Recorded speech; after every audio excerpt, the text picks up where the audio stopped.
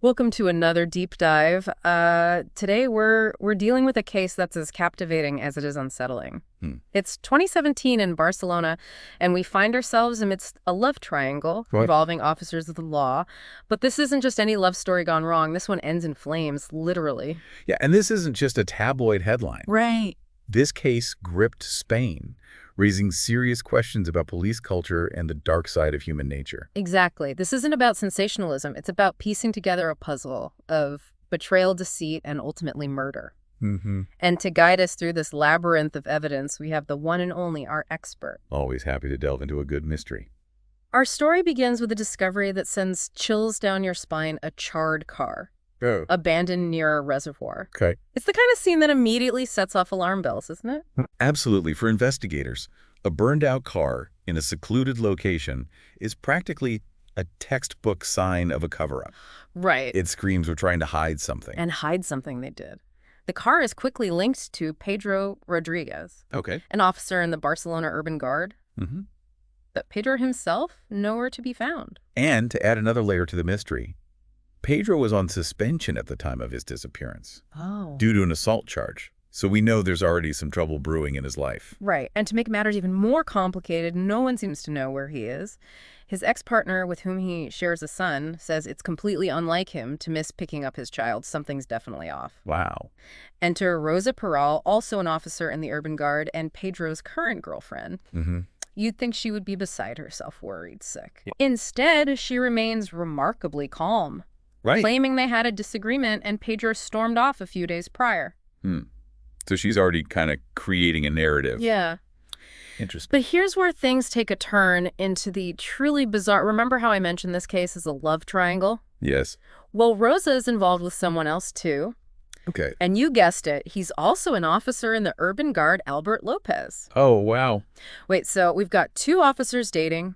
One of them goes missing under suspicious circumstances, and his girlfriend, who also happens to be an officer, is involved with another officer. Yeah. Talk about a tangled web. Talk about a tangled web.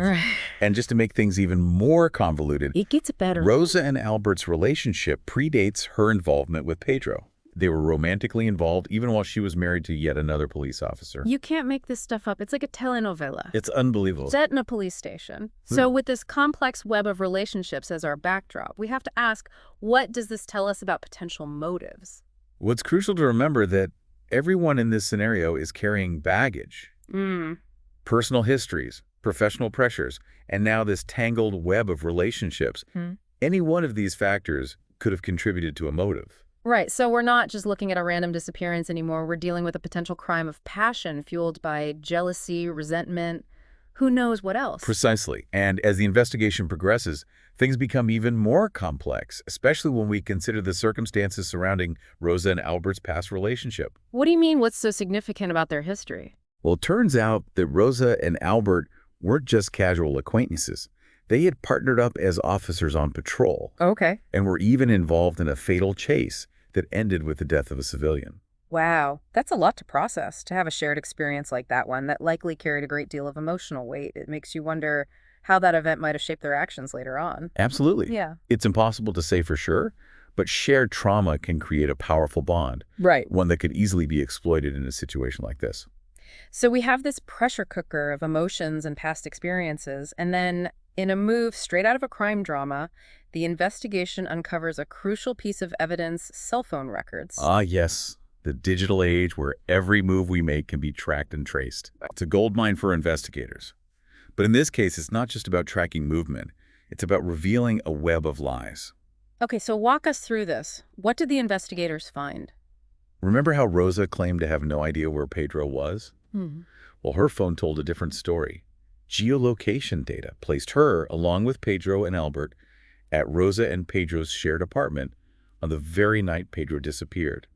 And get this, those same phones were later tracked to an area very close to where Pedro's burned-out car was found. Talk about a digital smoking gun, so much for claiming ignorance. But how reliable is this type of evidence? Could there be any other explanation for why their phones were all in the same locations? That's a great question, and it's one that defense attorneys often try to exploit. However, in this case, the digital trail was pretty damning. It's not just about proximity, it's about the timeline. The sequence of events and the sheer improbability of three people, all connected to the victim, being in those specific locations at those crucial times, purely by chance. So the cell phone data, coupled with the existing suspicions surrounding their relationships, painted a pretty compelling picture. It did indeed, and with the evidence stacking up, the authorities made their move, arresting both Rosa and Albert for their involvement in Pedro's disappearance. But if they were in cahoots, I assume they presented a united front, right? That's where things take another dramatic turn instead of sticking to a single story. Rosa and Albert turned on each other, Wow. each one claiming they were mere witnesses to the other's crime. It became a classic case of he said, she said, each vying to control the narrative and escape the brunt of the blame. Wow. So even facing serious charges, their toxic dynamic continued to play out. What was Rosa's version of events? Rosa claimed that on the night of Pedro's disappearance, Albert, consumed by jealousy and fueled by their past romance, went to her apartment and murdered Pedro while she hid in fear with her daughters. Hold on, her daughters were present during all of this. According to Rosa, yes.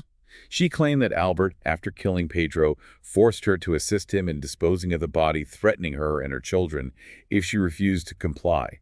In her version of events, she's a victim manipulated and coerced by a violent and controlling man. Okay, so we have Rosa claiming she was coerced by Albert. What's Albert's side of the story? Did he admit to any involvement in Pedro's death? Oh, he did, but in a complete reversal of Rosa's account, Albert insisted that Rosa was the one who called him on that fateful night.